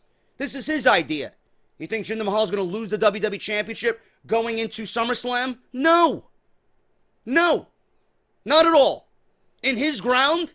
On his rules? No. Not at all. Jinder Mahal is going to beat Randy Orton. This feud will mercifully, finally, for everybody's fucking sanity, come to an end. Because it's gone on long enough. If Randy Orton could get the job done the last 3 times, it ain't going to happen this time. Jinder Mahal is going to beat Randy Orton at WWE Battleground inside the Punjabi prison. And hopefully goes on to battle John Cena at SummerSlam for the WWE Championship. Where does that leave Randy Orton? Potential matches with AJ Styles or Shinsuke Nakamura at SummerSlam. Those are the best things that WWE can possibly conceive going into SummerSlam. And that's my prediction. That's your preview for WWE Battleground. You don't like it? Go take a walk. That's what I think. But all I'm thinking about right now is SummerSlam. Where does WWE go coming out of Battleground for SummerSlam? Like I said, it's all over the map. We don't know. All I know is I don't want to see Shinsuke versus AJ. That's all I know. Some of you want to see it. Some of you don't have the bigger picture in mind. To me, I see Shinsuke winning the Royal Rumble. I see Shinsuke challenging AJ Styles for the WWE Championship at WrestleMania. That's what I see. I see a cash-in by Baron Corbin on John Cena. I see Baron Corbin holding the WWE Championship for the rest of the year. I see AJ beating Baron Corbin for the WWE title. And I see AJ going into WrestleMania as the champion, only to drop it to Shinsuke Nakamura then. Then and only then should they fight. That's my long-term plan. I don't know what you guys got. I don't know what your long-term plan is. Most of you have short-term plans, just like WWE Creative. I'm thinking bigger picture. I'm thinking long-term. I'm thinking WrestleMania. That's what I'm thinking. That's what I think happens. Jinder Mahal wins at Battleground, fights John Cena, loses the title to John Cena, 17th title reign. Cena can hold it for a month or two, right? Mahal can get a rematch. Jinder can lose to John Cena in the rematch, and we can see a cash-in at the next SmackDown pay-per-view. Doesn't necessarily have to be at SummerSlam, because I know everybody wants to make a big deal about John Cena getting that 17th title reign. What type of 17th title reign would it be if he beats Jinder Mahal and then immediately loses it to Baron Corbin? Either way, Cena beating Jinder Mahal is the right decision. Have Cena sit on the title for a month or two. Have Baron Corbin cash in. A cash in on John Cena would be a big deal for Baron Corbin, the youngster. Have Baron Corbin hold the title for a couple of months. Have him drop it to AJ. Have Shinsuke win the Royal Rumble. Bigger picture, WrestleMania, AJ versus Nakamura in a WrestleMania main event. That's my bigger picture. Mahal beats Orton, retains the title, goes on to fight John Cena at SummerSlam. That's your Battleground preview and predictions. If you enjoyed that, please let me know what you guys think down below. How would you guys book SummerSlam? How would you guys book SummerSlam? With all the open question marks of AJ Styles and Kevin Owens and John Cena and Jinder Mahal, Randy Orton, Shinsuke Nakamura. What do you do with these guys? What do you do with these guys? How do you possibly come up with the best SummerSlam card on SmackDown side? Because it looks like we're getting some solid ideas coming from Monday Night Raw. Fatal 4-Way for the Universal Championship. We got Alexa versus Sasha for the Women's Championship. Finn Balor versus Bray Wyatt in a singles match. We're looking like we get Seth Rollins and Dean Ambrose and The Miz for the IC title. We're looking like we'll get the Revival versus somebody for the Tag Team Championships. Hardys, something. At least we got some solid ideas coming out from Monday Night Raw. SmackDown Live? Can't say the same thing about SmackDown Live. They don't got one goddamn fucking legit match scheduled for SummerSlam. And I'm very, very concerned about how they are going to book SummerSlam on the Blue brand. Thank you guys so much, man. If you guys want to stick around, we got more off the script this weekend. Subscriber stories coming up. And the introduction of my brother's new song, The Powers That Should Not Be. The new title, the new track from Legionary coming up on Off the Script. Finishing up this week's Off the Script Part 1 for episode 179, guys. And yes, I am wearing a different t-shirt than I was in the beginning of this show. It's because I'm actually recording this on Friday morning. I had just woken up. I got my cup of coffee. And the reason why I didn't get this out to my Patreons last night, it was because I went to a Dragon Force concert. And I didn't have time to finish everything because I wanted to get a good spot in line. And you know how those heavy metal shows are, man. The fucking thing with heavy metal shows now, or any concert in general, is, the bands sell VIP tickets to make some more money for the show. So you got a bunch of fucking goons who buy VIP tickets to meet and greet the band and get exclusive one-on-one time with the band. Yeah, that's all great. That's all great. But when I am like second in line, like I was last night or yesterday afternoon for the Dragon Force concert, I see a bunch of fucking goons come out of the building already. They got all the VIP badges hanging from their neck, and they're on a separate line. There's like 30 or 40 of them. I'm like, fuck. And the reason I get to these shows is because, with bands that I actually really love, I like standing up to the barricade, and any concert I go to, I like being close to the barricade. But as the older I get, the more heavier bands, I don't like being anywhere in the crowd because of the fucking, karate kickers and the moshers and the people who crowd surf. It's fucking annoying. So when I go see a band like Creator or Testament or Exodus, bands like that, I'll be somewhere in the back, or I'll be fucking in the seated area like a fucking old ass motherfucker, you know. But if it's like Symphony X, Dragon Force, Seven Dust, that type of stuff, I'll be up at the barricade because I like that type of thing. But yeah, I am wearing a different T-shirt. I went to the Dragon Force concert last night. It was a good time, and I'm actually recording this portion of the show on Friday morning. So I apologize to everybody for not getting it out on time. And I might sound a little lethargic because I just woke up. So hopefully we could get through this show in one piece. We got subscriber stories coming up. I'm going to unveil my brother's new song, The Powers That Should Not Be, to close this show. But if you guys don't know what subscriber stories are, if you're new to the channel, new to the podcast, subscriber stories is a way for Off the Script to become a little bit more personal, not only for me, but for everybody listening. A lot of people go through different things, and they use this show as an outlet to get them through the day. A lot of people say that this show is a part of their everyday life. So I want to pretty much read in celebration how important this show is to everybody, and it's one of my favorite parts of the show. It's a lot of people's favorite part of the show, subscriber stories. And if you guys want to send in your subscriber stories, man, all you got to do is leave me your name, where you are writing from, and email me at jdfromny206@yahoo.com. We're going to start off with Zachary Solby. He actually emailed me twice. The last one, I think he emailed me double. He emailed me double, bro.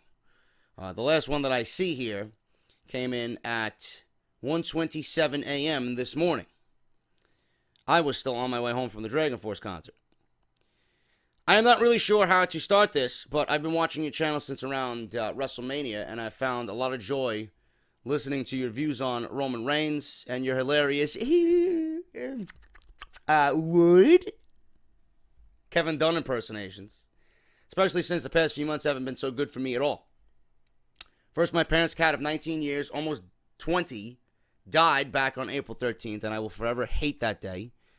My cat, Austin, which my brother had named after the great Stone Cold Steve Austin, had died of natural causes, and I still every night find a way to cry about him. I miss him so much and just want him to lay on my laptop one more time while fucking everything up on the screen and keyboard in the process. Bailey does that to me too, man. My little baby Bailey. I'll leave my laptop open when I'm streaming or something, and she likes the heat of the laptop, so she'll go sit on the laptop. She'll fuck up the keys. She actually pops some keys out of the keyboard on my Alienware laptop.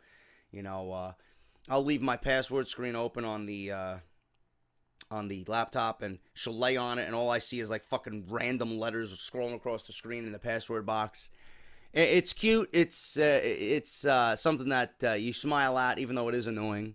So I understand where you're coming from there, man. My parents' cat, Boomer, I think she was 22 when she passed away of natural causes. She just, she went, and my mom and me found her passed away on the couch downstairs, which was very disheartening for my mother. She had a very difficult time with that. But I know how you feel, man. I know how you feel about losing a pet. Being bullied at school, it seems nonstop. Doesn't help either.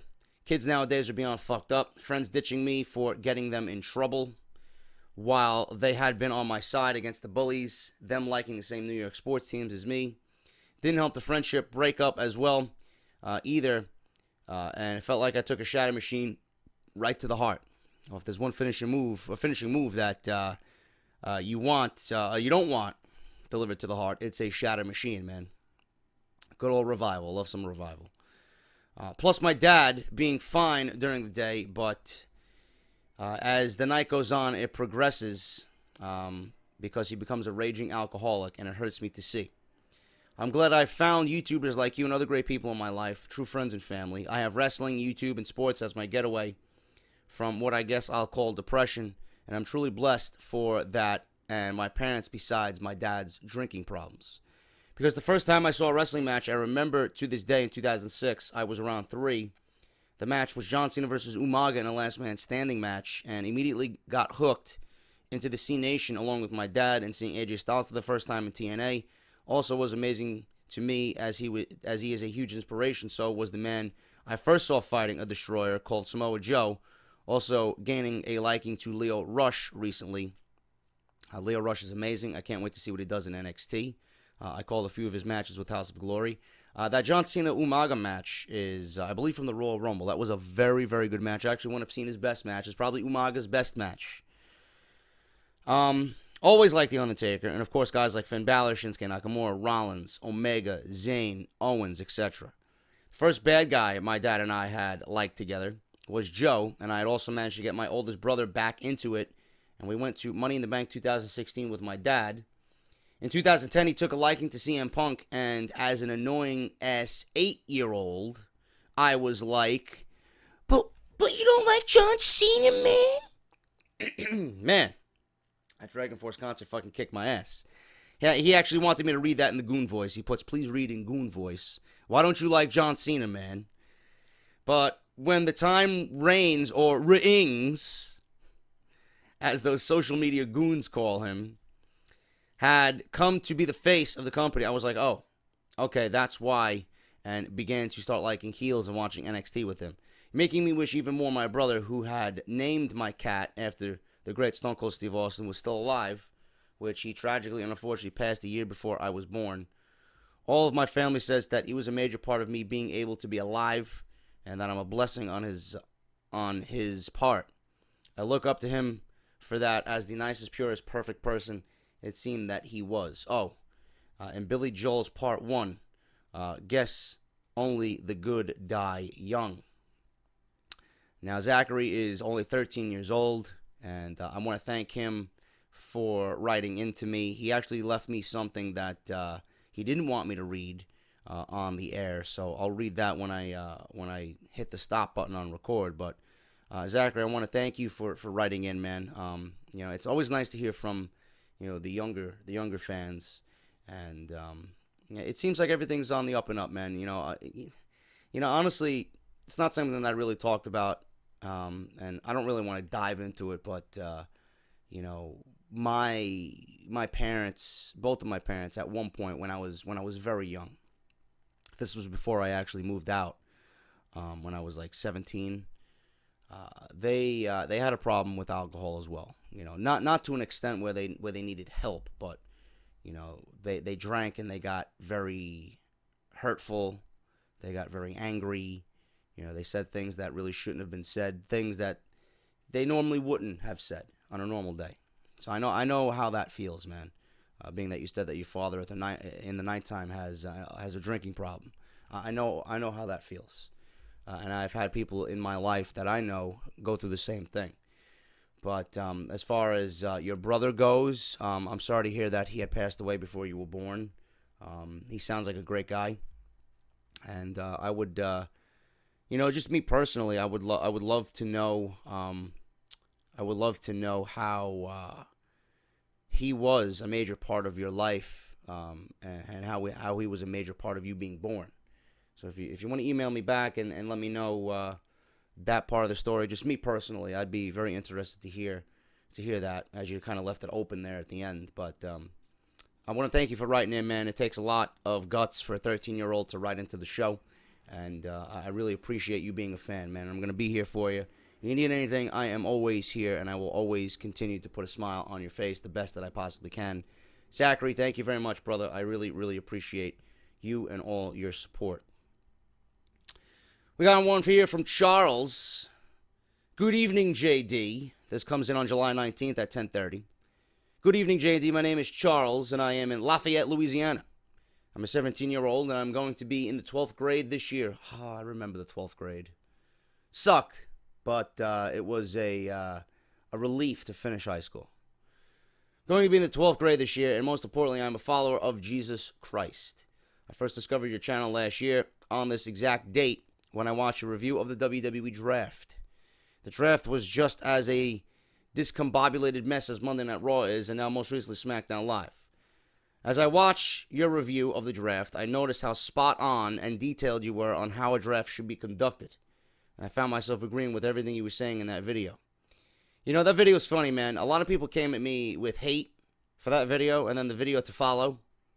I don't understand why. I'm just telling you guys like it is, and some people can't really handle that. But thank you. I'm glad you enjoyed that video. I thought that was a very good video myself. After watching your review, I immediately subscribed to your channel, and I will never, ever regret that. I always enjoy listening to Off the Script and all your reviews of Raw, SmackDown, and my personal favorite show, NXT. I am proud to be subscribed to your channel and Joe Croner's channel, and I always enjoy your Kevin Dunn impersonations. By the way, before I end this sub-story, if you would like to follow me on social media, my Twitter is @ThePhenomenal1, and my Instagram is WrestleMoneyGaming. Keep up the great work, and God bless you. Charles, thank you so much, bro. I will follow you as soon as I finish this recording of Off the Script so I could get this up for everybody.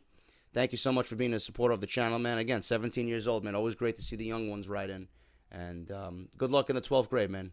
Really. That draft video, if you guys missed that, man, if you guys want to go back and watch that, I'll see if I can link it in the video here so you guys understand where Charles is coming from. I think the first SmackDown, I think I made an Eva Marie video soon after that I really just kind of fucked people with. You know, a lot of people were very angry over my, reasons why SmackDown sucks video or some shit like that. I don't remember what it was, but, it was a shit show for sure following the draft last year. So if you guys want to see any of that, I'll try and find it and I'll link it in the video towards the end. Thank you so much, Charles. I greatly appreciate it. You are a beast. So thank you for writing in, man. See what we got here, man. We got someone that is calling himself Brother Hero. And he writes in on July 19th at 10:16 a.m. Hi, JD. I know you ask that I write the name and where I am from, but I would like to be anonymous. You can call me a big fan from parts unknown. LOL. Anyway, I want to say, keep doing what you're doing because it helps me through some tough times. I mean, it helped me most of 2016 when I was down and depressed, and I would be lying if I said suicide didn't cross my mind. Life was just shit, and the thing that I always get excited for most Fridays is Off the Script. I would always get food and a nice cold beverage and just watch you rage and call out WWE on their bullshit and make fun of Kevin Dunn and Wood. Everybody's mentioning Wood, man. Everybody's mentioning Kevin Dunn. And then I watched part 2 and part 3 of Off the Script. 2016, a lot of terrible things happened, not just for me, but in the world as a whole. But now we are in the middle of 2017, and I can say it has gotten much better. Good to hear, man. And I want to say to everybody who is listening, who thinks it's not going to get better, just be hopeful. I know it's hard, but believe me, it's only temporary. It will pass eventually. Just have patience. Don't do anything stupid that will affect you or your family. But JD, I want to say you're doing a good job. You're doing good by people by just being funny and just being you. Finally, want to say, where the fuck is Call of Duty Rage videos, man? I mean, shit, that shit was hilarious. You need to do more of that.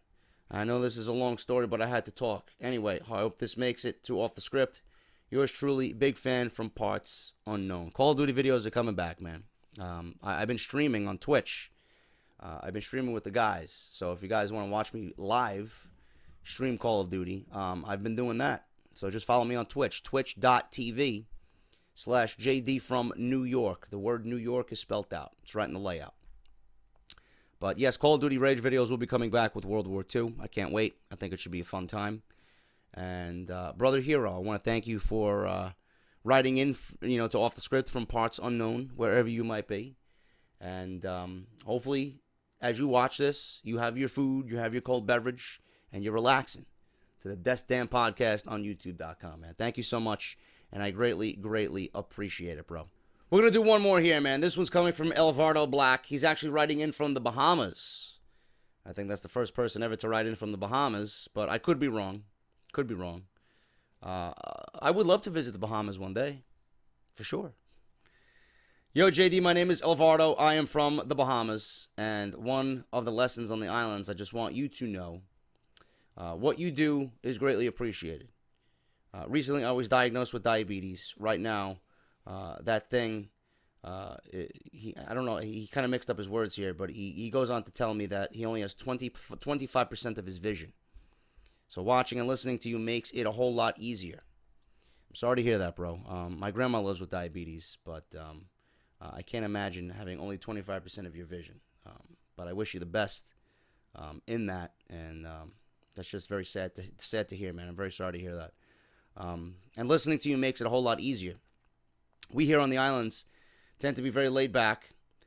The fog that you like, Guinness, which is a very popular drink in the Bahamas. You need to come down and do a JD from Bahamas episode. That'd be fucking great, man. Can you imagine me just gnawing on and munching on some palm trees and wood? You know? Take some pictures next to some palm trees. Make believe I'm Kevin Dunn chewing on the palm. You're an important man in many people's lives. I felt like when you were emotional about your personal situations, I don't know the specifics of it, but I can relate. Believe me. Keep your head up, bro. I am proudly a goon. Everybody proudly proclaims himself a goon, man. That's always puts a smile on my face. I just had this thought of Kevin Dunn in short pants on the beach in the Bahamas. LOL. We have some of the hardest wood on earth here in the Bahamas. I think he would enjoy it.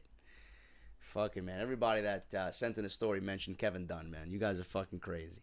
Alvardo, thank you so much for writing in from the Bahamas, man. That's awesome. Yes, I enjoy Guinness. It's nice to know that Guinness is a very popular drink down in the Bahamas. I am very sorry about your situation. Thank you for being and proudly proclaiming yourself to be a goon. And maybe one day JD will make his way down to the Bahamas and take a picture by a palm tree and pretend I'm Kevin Dunn. So thank you so much, Alvardo. I greatly appreciate it, man. Thank you for being a loyal goon to Off the Script. Thank you guys so much, man. If you guys want your subscriber stories read, please email me and let me know where you are writing from with your name at jdfromny206@yahoo.com. Greatly appreciate everybody that sent in their story today and this week on the episode 179, part number 1. We are going to end this the only way that I know how, man. I just got done watching Dragon Force, some good old classic fucking heavy metal, man. And we're going to end it on the same note. My brother, I'm very proud of. Very proud of my brother. He took a song that he and I used to play together live, and he made it into a fucking monster. Legionary. And their new track, The Powers That Should Not Be, is going to close this episode of Off the Script. If this is not your cup of coffee, I completely understand. You don't have to watch it. That's why I put it at the end of the video. But if you guys enjoy heavy metal, if you guys want to see a talented fucking man who wrote the music to this song, who put down the drums to this song, who played and recorded bass for this song, my brother Frankie D, for Legionary, The Powers That Should Not Be. If you guys need anything from Legionary, the only way you can get this song is to purchase a t-shirt, and then it will be available to download once you purchase the t-shirt, man.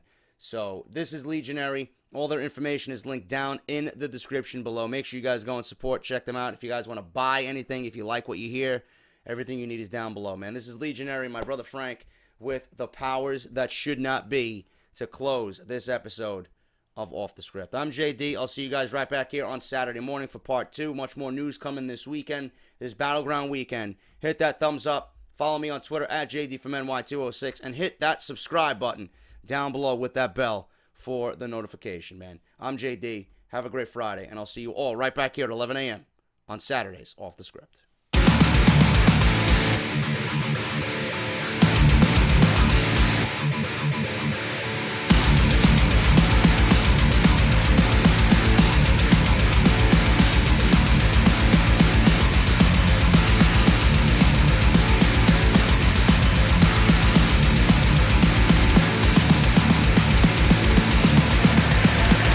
Agent, bloodline, centuries of deceit.